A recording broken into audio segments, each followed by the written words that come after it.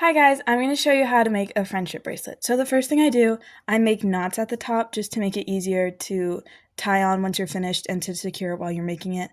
And then I like to clip it into this box. It just makes it easier to have while I'm making it. You can use tape or you can pin it to a pillow or something. And then the first thing to do with the knots, you take the first two strings and you separate them from the rest. And then you take the first string and you make a 4 over the second one.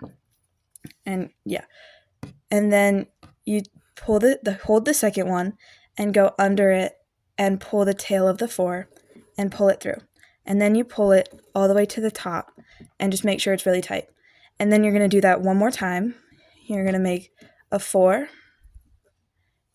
and then you're going to go under and pull it through and then pull it tight.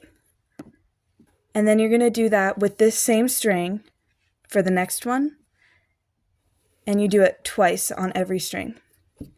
So the 4, and then go under and pull it through, and then pull it to the top.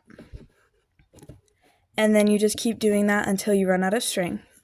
And then once you get to the end of the row, you start on the next string. So yeah, good luck.